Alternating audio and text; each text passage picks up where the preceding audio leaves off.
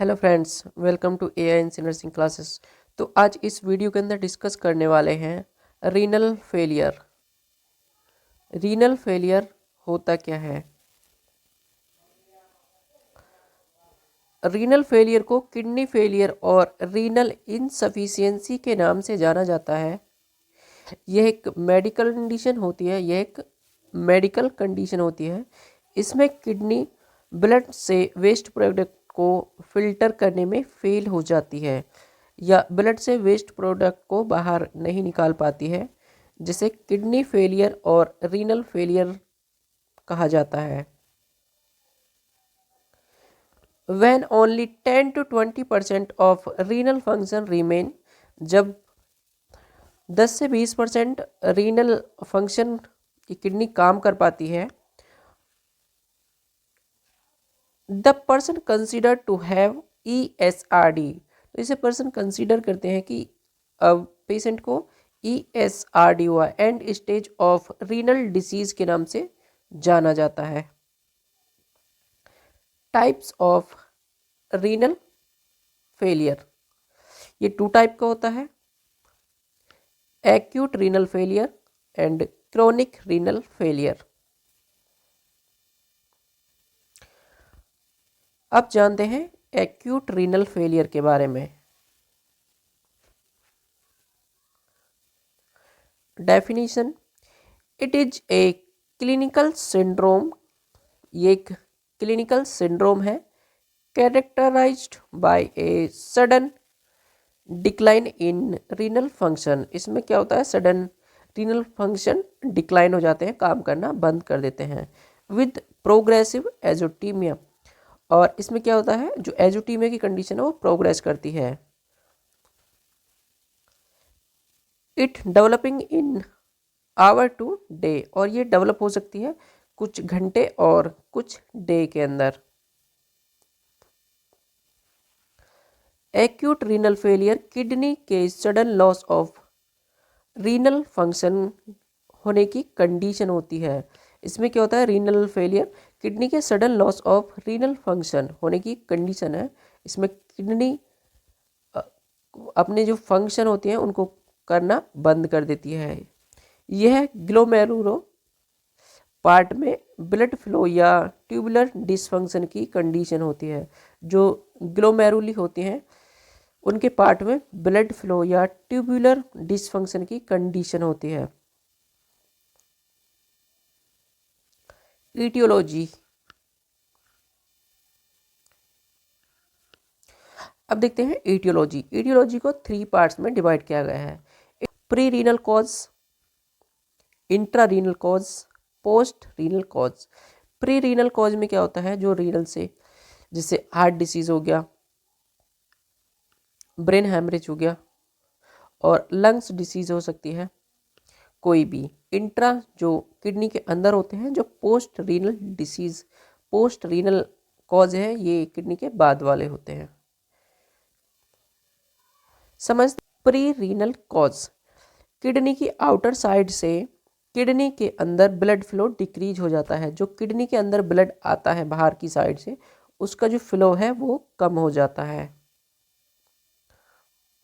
Hypovolaemia, pre renal cause के अंदर देखते हैं किस किस वजह से ये डिक्रीज हुआ है ब्लड फ्लो।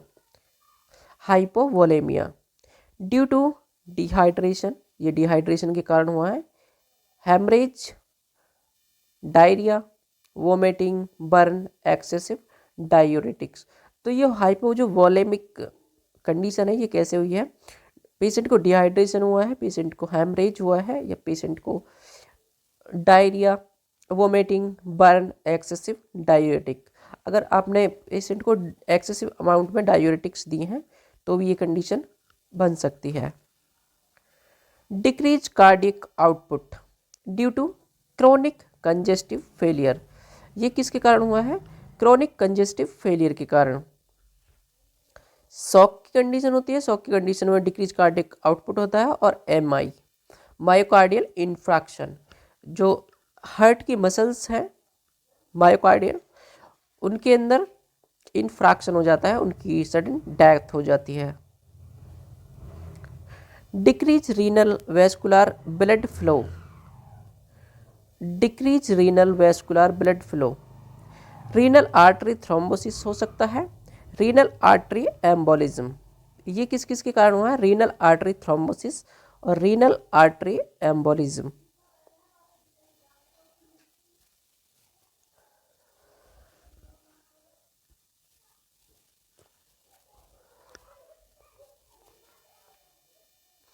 अब समझते हैं इसकी pathophysiology. Pathophysiology, presence of cause,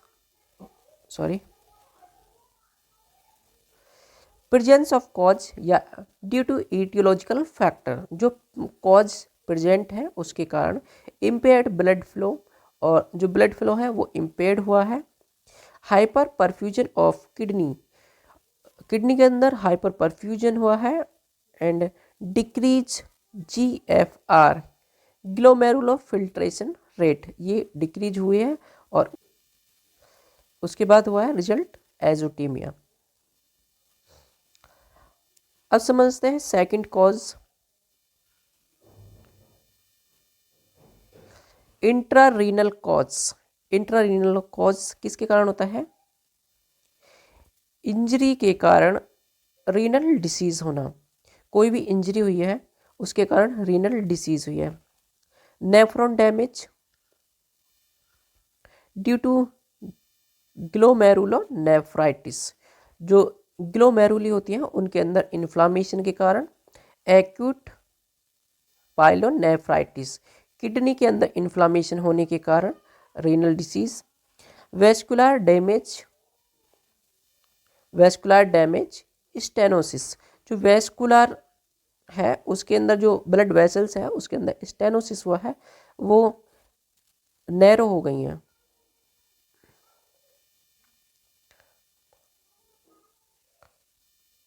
nephrotoxic, nephrotoxic injury, ये किस किस के कारण हुआ है? Allergy, antibiotics. एंटीबायोटिक्स कौन सी है? सल्फोनामाइड। एंटीबायोटिक कौन सी है? सल्फोनामाइड। और ये इसमें मिस्टेक हुआ है, non steroid anti inflammatory drug, non steroid anti inflammatory drug के कारण हुआ है। Pathophysiology, presence of cause due to etiological factor, जो भी फैक्टर हैं वो प्रेजेंट है यहाँ पर। डैमेज ग्लोमेरुली रीनल ट्यूब्यूल्स, जो डैमेज हुई हैं ग्लोमेरुली नेफ्रॉन के अंदर। इन्फ्लामेटरी प्रोसेस, जो ग्लोमेरुली ये डैमेज हुई हैं तो उसके बाद इसके अंदर इन्फ्लामेटरी प्रोसेस हुई है। स्कार टिश्यू फॉर्मेशन, जो टिश्यू है वो स्कार फॉर्मेशन करने लगे हैं। यहाँ पर ब्लड सप्लाई पूरी तरीक़ा से बंद हो गई है, फिब्रोसिस हो गया है। Enable to filter nitrogen waste product, और जो नाइट्रोजन वेस्ट प्रोडक्ट है उनको फिल्टर करने में इनएबिलिटी, उनको फिल्टर नहीं कर सकती है। तो उसके बाद रिजल्ट क्या निकला है? एजोटीमिया।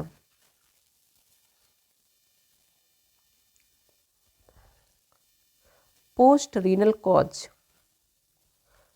पोस्ट रीनल कॉज में क्या है? किडनी और यूरेथ्रा के बिटवीन यूरिनरी ऑब्स्ट्रक्शन आउटफ्लो होना, जो किडनी है और यूरेथ्रा है उनके बीच का जो प्रोसेस है उसके अंदर यूरिनरी ऑब्स्ट्रक्शन होना पोस्ट रीनल कॉज कहलाता है। इसमें क्या क्या आता है? Urolithiasis, BPH, benign prostate hyperplasia, trauma हो सकता है कोई भी इंजरी, प्रोस्टेटिक कैंसर, जो प्रोस्टेट ग्लैंड है उसके अंदर कैंसर हुआ है। अब समझते हैं clinical manifestation, sign and symptom, clinical feature, सब इसी को बोला जाता है। ओलिगूरिया, ओलिगूरिया क्या होता है? लेस देन 40-100 ml पर 24 आवर के अंदर अगर यूरिन आउटपुट होता है, जैसे 24 घंटे के अंदर 400 ml से कम आउटफ्लो होता है यूरिन का, तो उसे बोलते हैं ओलिगोयूरिया। और ये पर आवर कितना होना चाहिए, इसमें 20 ml पर आवर इतना होना चाहिए। तो ये होगा कितना, ओलिगोयूरिया कहलाता है, ये oliguria. Hypertension, hypertension, hypovolaemia, hyperkalaemia, potassium का लेवल हाई होना, हाइपोनेट्रेमिया, एडिमा होगा, anaemia, increase BUN, blood urea nitrogen,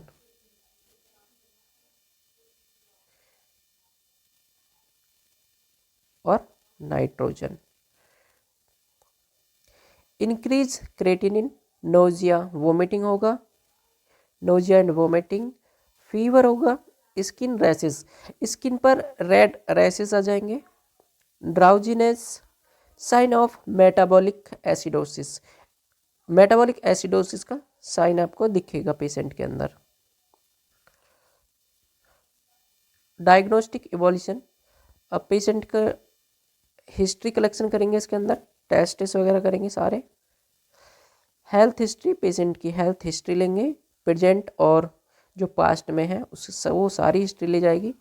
physical examination करेंगे, head to toe, urine analysis, urine test करेंगे। रीनल अल्ट्रासोनोग्राफी, किडनी का अल्ट्रासाउंड होगा, रीनल को स्कैन करेंगे। MRI, ECG, ये सारे टेस्ट करेंगे, और ब्लड टेस्ट होगा इसके अंदर। अब देखते हैं मैनेजमेंट, मैनेजमेंट में भी कौन सा है, medical management.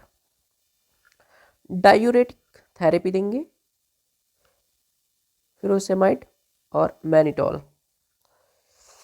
Anti hypertensive drug देंगे पेशेंट के लिए, जो हाइपरटेंसिव ड्रग है पेशेंट को atenolol, antacid pantoprazole, antiemetic ondansetron, antipyretic paracetamol, analgesic tramadol, और इसमें आप डॉक्टर के अकॉर्डिंग आप दे सकते हैं डाइक्लोफेनेक, एंटीबायोटिक सेफ्ट्रियाक्सोन, जिसको मोनोसेप के नाम से जाना जाता है।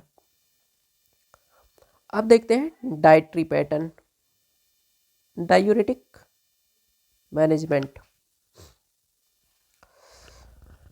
High calorie low protein diet देंगे, लो सोडियम डाइट देंगे, लो पोटेशियम डाइट देंगे। नर्सिंग मैनेजमेंट, अब देखते हैं नर्सिंग मैनेजमेंट। नर्सिंग मैनेजमेंट में क्या है, assessment, assess the patient general condition, patient की जो जनरल कंडीशन है उसको असेस करेंगे, विजुअल करेंगे, उसको चेक करेंगे। Monitor patients vital sign, patient के वाइटल साइन को चेक करेंगे, मॉनिटर करेंगे। Monitor intake and output chart, monitor intake and output chart, जो भी पेशेंट का इनटेक और आउटपुट चार्ट है वो चेक करेंगे, मॉनिटर करेंगे। आईवी फ्लूइड को मेंटेन करेंगे या मॉनिटर करेंगे, जो आईवी फ्लूइड है उसको मॉनिटर करें, और डाइटरी पैटर्न को मेंटेन करें, जो पेशेंट का डाइटरी पैटर्न है उसको मेंटेन करें। Nursing diagnosis,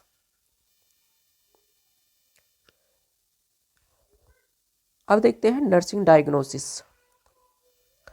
acute pain related to sudden loss of kidney function, patient को एक्यूट पेन हुआ है, वो किसके कारण हुआ है या किससे रिलेटेड है, sudden loss of kidney function, जो किडनी के फंक्शन वो लॉस हो गए हैं उसके कारण पेशेंट को पेन हुआ है। एक्सेसिव फ्लूइड वॉल्यूम, पेशेंट के अंदर एक्सेसिव फ्लूइड वॉल्यूम हुआ है या फ्लूइड का रिटेंशन हुआ है।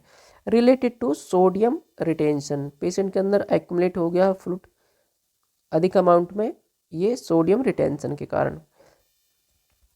Impaired nutrition less than body requirement, related to loss of appetite. Impaired nutrition, impaired nutrition हुआ है लेस देन बॉडी रिक्वायरमेंट, जितनी की बॉडी को रिक्वायरमेंट थी उससे कम हो गया है। ये किसके कारण हुआ? लॉस ऑफ एपेटाइटिस, पेशेंट को भूख कम लगती है या वो खाना नहीं खाता है। Risk for infection related to lower resistance, patient को इन्फेक्शन के चांस हैं या रिस्क है रिलेटेड टू, ये किससे हैं? लोअर्ड रेजिस्टेंस, जो उसका यूरिन एक्यूमुलेट या फ्लो कम हो गया है उसके कारण। Anxiety related to disease condition या डिसीज प्रोसेस, पेशेंट को एंजाइटी रहेगी related to disease process. Intervention, अब देखते हैं क्या क्या इंटरवेंशन करने चाहिए। एक्यूट पेन, जब पेशेंट को पेन हुए हैं तो आप क्या क्या कर सकते हैं? Provide comfort position to the patient, patient को कंफर्ट पोजीशन प्रोवाइड करें। Provide analgesic as prescribed by doctor, patient को पेन हुआ है उसे एनाल्जेसिक प्रोवाइड करेंगे जो डॉक्टर के द्वारा बताई गई है। Hot and cold application should be provided, patient को पेन में हॉट एंड कोल्ड एप्लीकेशन देंगे। पेशेंट कंडीशन को ऑब्जर्व करें, जो पेशेंट की कंडीशन है उसको ऑब्जर्व करें और डॉक्टर को बताएं। Excessive fluid volume, intake and output chart को मॉनिटर करें, पेशेंट को देखें कि वो कितना इनटेक करता है कितना आउटपुट।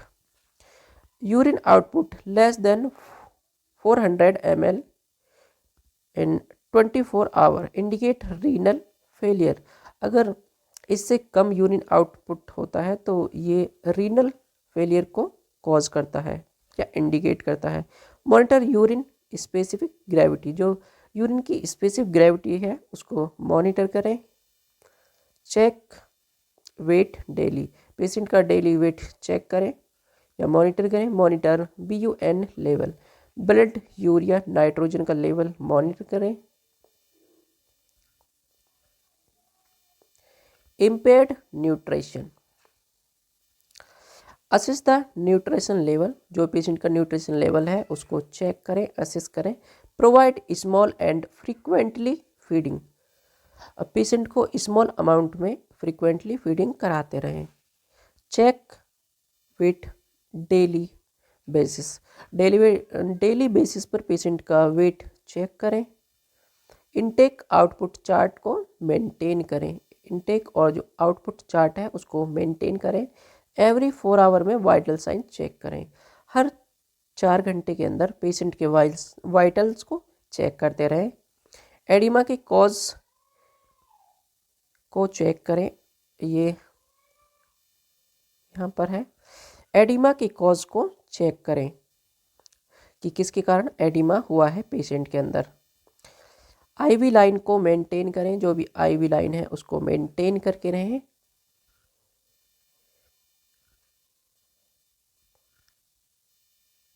रिस्क फॉर इन्फेक्शन, जो भी पेशेंट को रिस्क है इन्फेक्शन का उसको मेंटेन करें। एसेप्टिक टेक्निक का यूज करें, ग्लव्स, मास्क और कैप को। Monitor temperature and WBC count, temperature को मॉनिटर करें और WBC को काउंट करें ताकि इन्फेक्शन का पता चलता रहे। एडमिनिस्टर एंटीबायोटिक एज प्रिस्क्राइब्ड, जो भी डॉक्टर के द्वारा पेशेंट को मेडिसिन प्रिस्क्राइब की गई है उस मेडिसिन को एडमिनिस्टर करें। Care of catheter and metallic object, जो भी कैथेटर है या मेटेलिक कोई भी ऑब्जेक्ट है उसकी प्रॉपर केयर करें। Promote good hand washing technique, जो हैंड वॉशिंग की टेक्निक है उसको promote and good hand washing होनी चाहिए। अब देखते हैं लास्ट क्या है, health education. Provide psychological support, ये पेशेंट के लिए भी देनी है और पेशेंट के घर वालों के लिए भी देनी है कि पेशेंट को कुछ नहीं होगा, पेशेंट ठीक हो जाएगा। न्यूट्रिशन एजुकेशन, पेशेंट और पेशेंट के घर वालों को न्यूट्रिशन की एजुकेशन देनी है कि पेशेंट को क्या क्या खाना चाहिए, क्या क्या नहीं। हाई लेवल में कैलोरी दे सकते हैं, बाकी लो सोडियम, लो पोटेशियम और लो प्रोटीन डाइट देनी है। पर्सनल हाइजीन को मेंटेन करके रखें, साफ सफाई का प्रॉपर ध्यान रखें। मेडिसिन की नॉलेज होनी चाहिए कि पेशेंट को जो मेडिसिन बताई गई पेशेंट को उसी टाइम पर वो मेडिसिन देनी है। फॉलो अप केयर, और पेशेंट का बार बार रेगुलरली चेकअप कराते रहें। अवॉइड एल्कोहल एंड स्मोकिंग, और पेशेंट से बोले कि आपको अल्कोहल और स्मोकिंग नहीं करनी है, हो सके तो घर में भी किसी को नहीं करनी चाहिए। तो ये था आज का फर्स्ट पार्ट रीनल फेलियर के ऊपर, एक्यूट रीनल फेलियर। तो आई होप ये वीडियो आपको समझ आई होगी। अगर इस वीडियो से आप कुछ भी समझते हैं तो वीडियो को लाइक करें, शेयर करें एंड चैनल को सब्सक्राइब करें। Thanks for watching this video.